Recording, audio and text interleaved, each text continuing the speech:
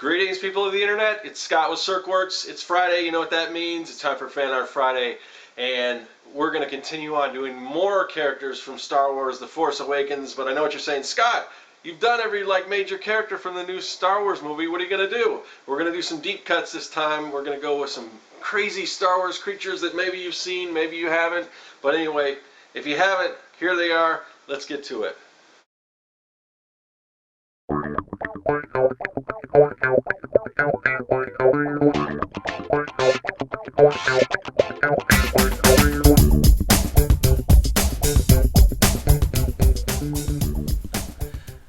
Okay, so I think that I have done pretty much every major character that we know of from the new Star Wars movie that's coming out. Now, if you're watching this in the future, and maybe the movie's already out, I don't know. But as of right now, we are still about, a month and a half away, I think, from maybe less, maybe about a month away, which is awesome. It's hard to believe we just finally got our actual trailer, and I usually get those a little sooner. So yeah, I'm super psyched. I'm sure if you're watching this, hopefully you are too. But yeah, I think I've done pretty much all of the major characters. I guess I haven't done. I haven't done like a new version of Han Solo or Chewbacca, but as far as new characters that are coming out, I've done sketch cards or like full body shots of those characters. So I started to think I wanted to do more, but so I'm searching all over, and I found some I think it was a Vanity Fair magazine article showing some different creatures and things, and some other production stills and some things, a few other characters that I released. So this character here that I'm drawing looks like he's kind of like a rebel pilot, an alien rebel pilot, and we don't know at this point. We don't know if this is if we're going to see much of this character, if at all. Maybe just kind of a background character. Maybe you just see him walking around. I have a feeling, just the way J.J. Abrams works, that these are just kind of characters that are in the background. That's why he's releasing them, and we might not see much. But he could be somebody like a Nine Numb or some alien pilot that maybe has a few lines or whatever. We don't know, but it's curious. So I thought it would be fun to tackle some of these other characters, and it's a little difficult because when you're working, when you're drawing a character like Chewbacca or Darth Vader or something like this, there's so much reference out there that you can pull from. With these, it's like you get one shot, and sometimes I try to do a little different angle on the character with something a little more interesting, and you don't really know, because a lot of the shots that I'm taking from, sometimes there's something in there I can't really tell what it is. If it's some kind of like a breathing apparatus, or just like little trinkets that the character might wear or whatever, and it's hard to really tell what those are. So some of these I kind of have to guess. So maybe we'll know more when the movie comes out and everything. But anyway, and you can see up here in the corner a preview. I guess I kind of put these together out of order, because I'll draw one, and then I'll ink it, and then I'll color it, and I'll do the other one. So we'll get to this other guy. You can kind of see the red one, which is a pretty interesting character, but maybe we'll do him next. But so yeah, this he looks kind of like maybe like an older alien. He's kind of got spots, maybe wise. I don't know, but that's the interesting thing about the Star Wars universe. It's got so many creatures that we really don't know a lot about, but still, it seems like they find their own fan base. Even like these, really minor characters that, even if you look at like the Cantina in the original Star Wars, there's characters that they just flash to, and sometimes they're just in the backgrounds. And next thing you know, they've got an action figure of it. I remember when the first Star Wars, and I'm old, so I was around when the first Star Wars came out and everything. But so I was collecting the toys, and the first wave of toys, they had, pretty much all the major characters.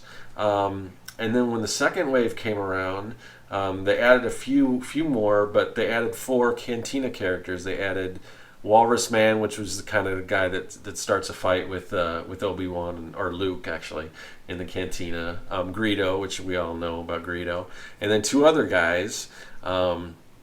Hammerhead Man, I guess they call it. And these guys do have names and everything. Later on, they gave them actual names and everything other than just kind of nicknames. Hammerhead Man and Snaggletooth. And there's two versions of that character. If you have the blue Snaggletooth character, he's kind of a taller version of that alien from the cantina. I think he's worth some money. My brother actually has it. I had it when I was a kid, and remember I was on a school bus, and I think somebody.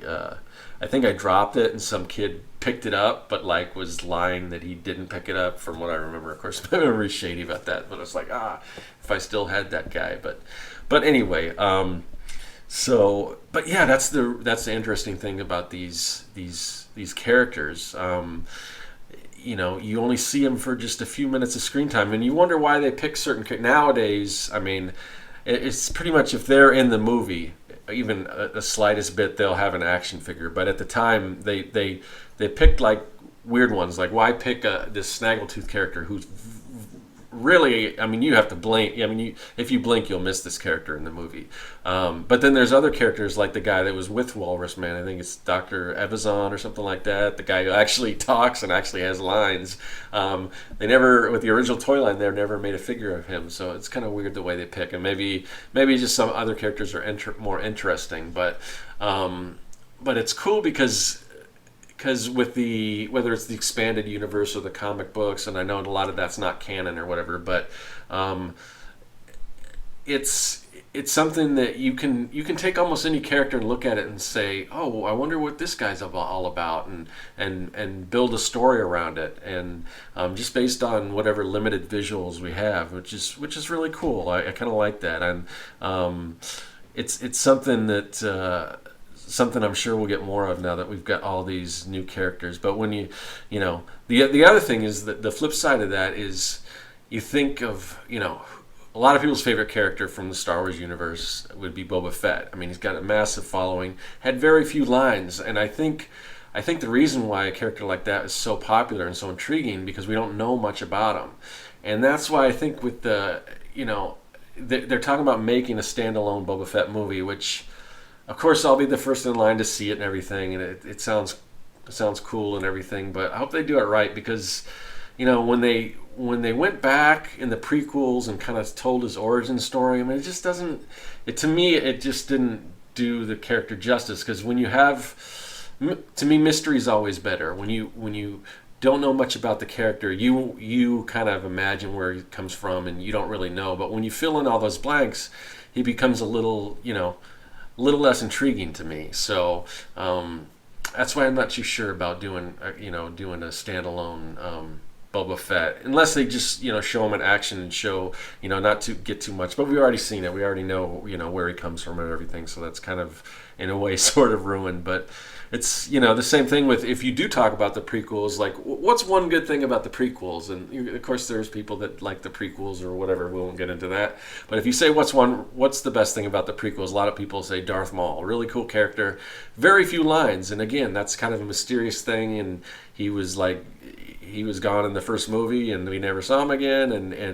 And so, I mean, I think that's another reason why a lot of people like that, because they want to know more about it. So these mysterious characters. So even these minor characters that I'm drawing, I'm assuming they're minor. They could have a major role. I think a lot of them I got were from a scene that I think they're like kind of a group of space pirates, which is probably kind of an homage or harkening back to the cantina scene in Jabba's palace and stuff like that. And another thing I was thinking about was you've got the Jabba's palace scene in Jedi, you've got the cantina scene in Star Wars, and what many people kind of consider to be, probably the best Star Wars movie, and I'm kind of on the fence. I'm like Star Wars and Empire, right? To me, they're kind of right there along with each other. I love Star Wars just because it's the original and everything, but in what's considered to be the best Star Wars movie, you don't have a lot of these crazy alien creatures. It's kind of weird. I guess maybe they kind of focus more on the main characters, which is just cool. But yeah, a lot more of these characters in Star Wars and Jedi, and of course the prequel has a bunch of characters too. But so we'll see what these characters are. If they're pirates, if I'm very very interested in finding more about these characters, but. but we'll see, and that's going to be fun. So, and there's still a few other characters. I think I might do another round maybe next week. Some other characters in this big scene of just crazy kind of aliens and robots and stuff that we don't know much about, and then we'll see, because I'll have these cards, and they'll probably just sit here because I don't know if anyone's going to be interested in them, because they're not like major characters or anything. But I think they turned out pretty good, and I'm happy with them. And if nothing else, I'll just keep them around for myself, because it's kind of fun to have these, and just drawing them is fun, so I really enjoy that. But anyway, thanks for watching another episode of Fan Art Friday, and I'll be back probably with more Star Wars creatures next week. Remember to like, remember to subscribe. If you got a comment, leave one. I'll try to get back to you. I usually try to get back to everyone who leaves comments and everything. And until then, I'll see you later, and that is all.